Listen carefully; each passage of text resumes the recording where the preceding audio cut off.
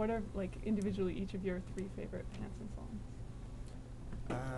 Gosh, that's hard. Or one from each record. Wow.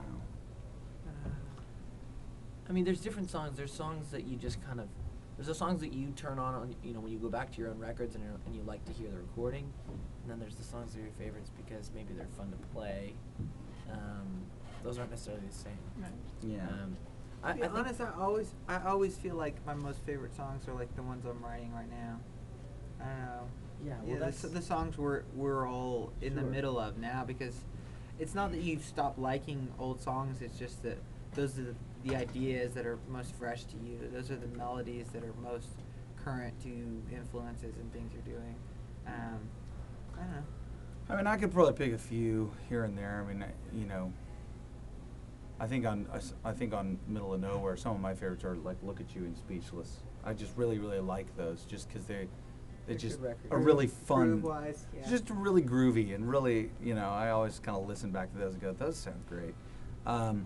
I have to say, on This Time Around, I do think that This Time Around is probably my favorite song on that record, and it's both to play and also on the record. And a Song to Sing. Song to Sing is probably one of the ones that I kind of am like, thank God we did that. You know, that was like a last minute thing, and it was just one of those things where it was just like, it really puts on a really great button on the record.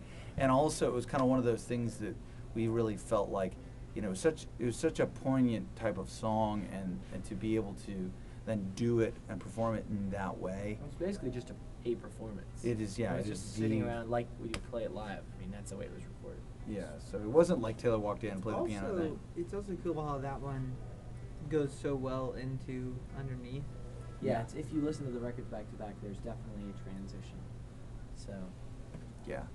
Yeah, and then, and I don't know, Underneath, gosh, the Underneath's process was so long that it's so hard to pick, Yeah. because there's so much diversity on that record. And and you know, I mean, like, I Underneath, love Hey, the I love Get Up and Go, I really love Strong Enough to Break, There's I love something Underneath. About Broken Angel, because of where it came in the Yeah, process, that's not really, the really song, cool. because it was the first song that we just said, Screw let's it. go record, we'll pay for it ourselves, who cares about the label, and we just did it, and it was kind of the first step. It was on a long oddly journey. autobiographical in that way too, where it was kind of like, when you look back, you're kind of like, wait a second. It was almost like, even though we didn't mean to, it was almost like we were encouraging ourselves to like take the leap, you know. Never thought about that. But there's a weird thing there where it's kind of like, you know what, we could fall and die. But you know, but there's some weird autobiographical things that happened throughout the making of Underneath. Henceforth, Strong Enough to Break, Probably, yeah. Broken Angel, you know, Yeah. and just some of that, and you know, songs like Get 'Em and Go were written before all the tension really got high.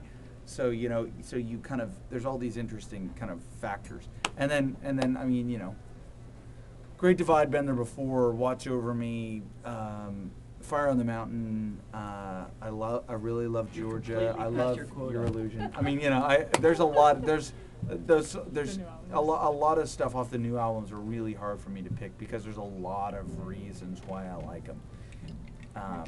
You know, and on the first record, Ike's our it's a- most active forum member. He's your biggest fan. yeah, exactly. No, it's our, you know, it really, when I listen back to the records, I'm just in general very, very proud of the albums. I feel like even though there are songs that were singles that people know better than others, I've always felt like we did our very best to make every record as much of a greatest hits record as we possibly could.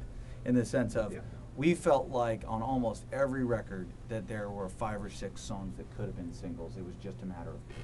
Oh, sure. And so we really feel, you know, songs like Runaway Run off This Time Around could have totally been a single. You know, it's just a matter of timing. It's just a matter of choices. You know, and who knows? That could have been a huge hit. We don't know. You know, and you'll never know, really, unless somebody else covers it and makes it a huge hit, which we'll cross our fingers for that. But, you know, in the process, you know, you do everything you can. And that's part of why records have taken longer. is because we have set ourselves a Certainly- very high bar. Certainly, we want to have we don't want to have album tracks. I don't think album tracks is a term we like. Every song needs to be on a record for a reason, whether it's the best song or whether it's really serving a purpose to add to the mood, to add to the story. Nothing should be like, this song wasn't good enough, but it's still okay. We'll put it on there. Yeah. Cool. That's our best way of answering that, and that was a really long answer.